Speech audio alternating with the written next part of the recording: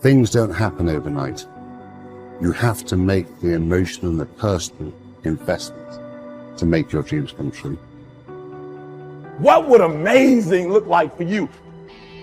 What would amazing look like if you were amazing? If you know what amazing looks like, then why haven't you gotten there yet? I want you to say, the reason I'm not as amazing yet because I hit the snooze button. That's why I'm not amazing right now. The reason why I'm not amazing right now is because I couldn't get up early enough because I told myself I'm not an early person. The people in the world become weaker people. It's by capping your brain. It's by putting this kind of garbage in it about not attacking what you're not good at. There is no shortcut. There is no hack. There's no sweatless solution. You're gonna have to work. There is always weakness to work on. Always. A lot of them.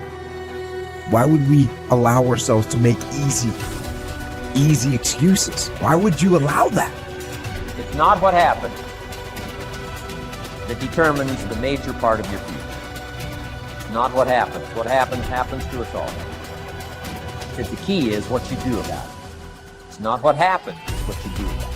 Stop being a lazy, bum-ass person that's full of excuses, sitting around on the pity potty, coming up with every excuse in the world as to why you ain't winning. You are the reason you're not winning.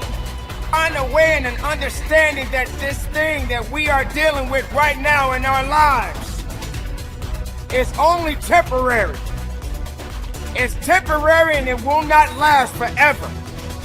You must realize that you must grow enough tenacity within yourself to press on. Are you going to put in the work or not? Are you going to find a way to reach your goals or not? The minute you start thinking, I don't want to do this, the minute that feeling creeps in, that's the time you're having a test.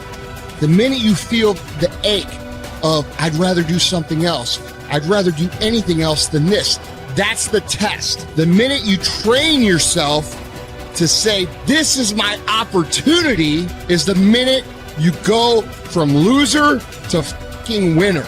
And this is a skill. This is something you practice. You are amazing and you have limitless potential. So start tapping into it by not sitting on the fence. Get up, get out, and get it done, baby. Let your work get your opportunity. Let your work get your praise. Let your work open up doors. Let your work get people paying attention. Let your work get the whole world to notice. Stop thinking. Stop procrastinating. And you got to work.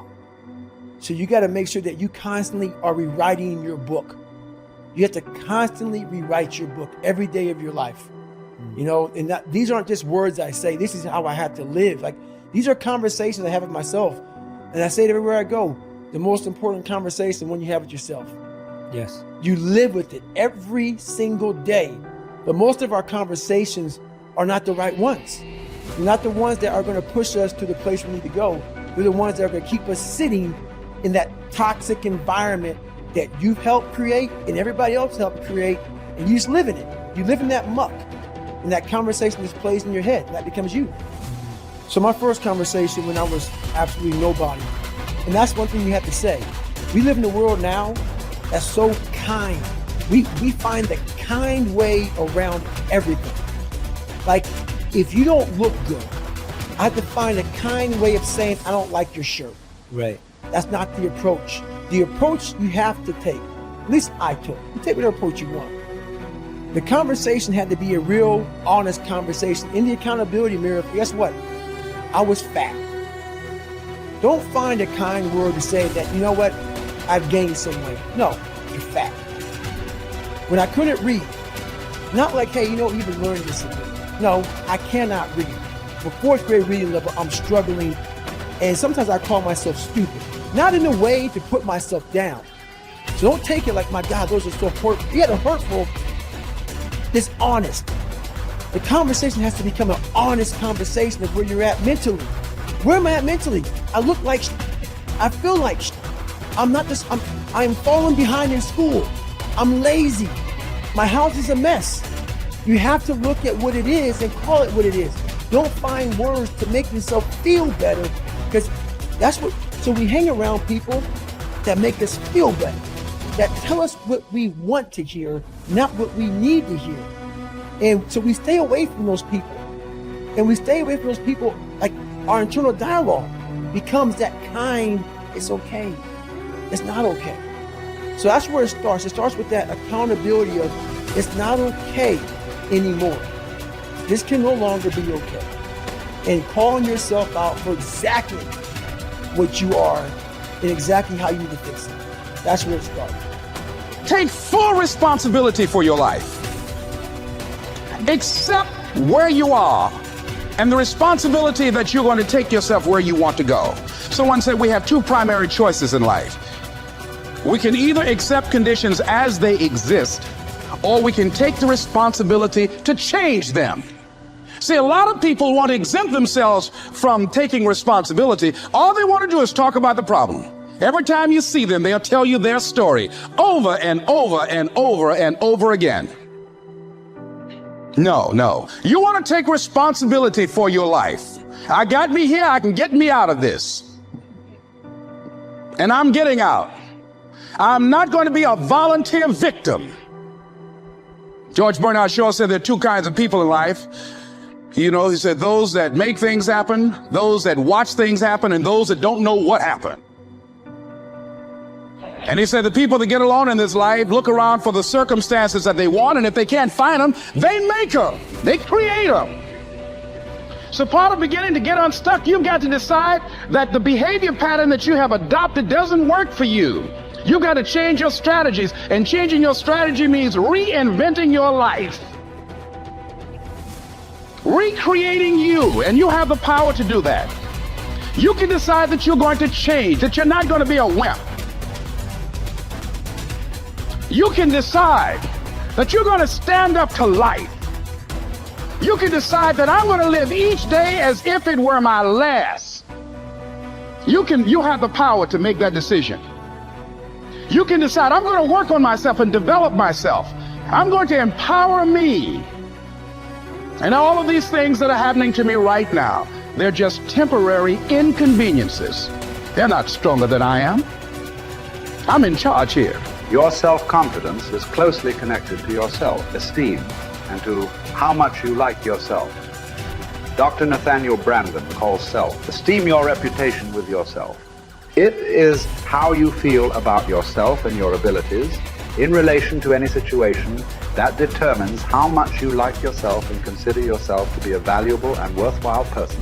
The more you like yourself, the better you do. The flip side of self-esteem is what psychologists call self-efficacy. Self-efficacy is a measure of how effective and competent you feel you are to perform a particular task or to achieve your goals. This is called performance-based self-esteem. What this means is that if your self-confidence and your belief in yourself are determined by your self-esteem, or how much you like yourself is determined by how capable you feel you are in any given set of circumstances.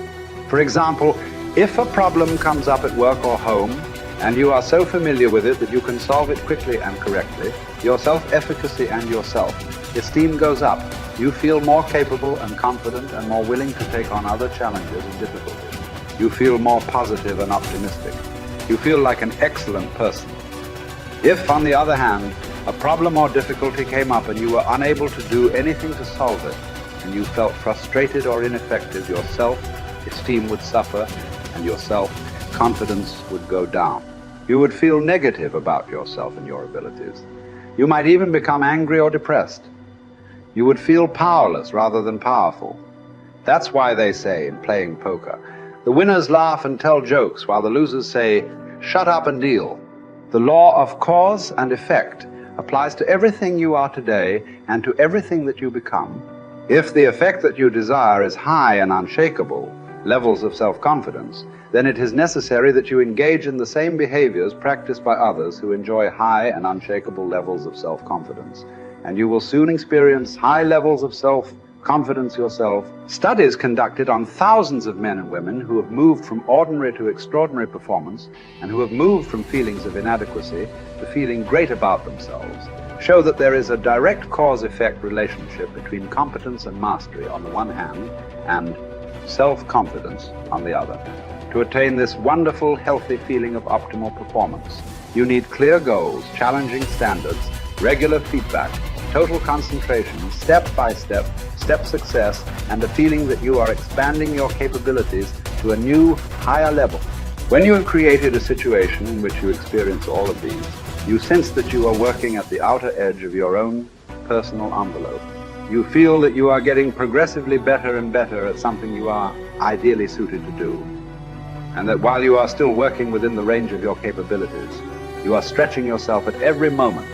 When you are caught up in this kind of experience, you often lose track of time. You become unaware of hunger, thirst, or fatigue. You feel calm and clear-headed and euphoric. Tests show when you are in this state of flow, your brain releases endorphins, nature's happy drug, which causes you to feel happy and energized. Often, while you are in this state, the rest of the world seems to slow down.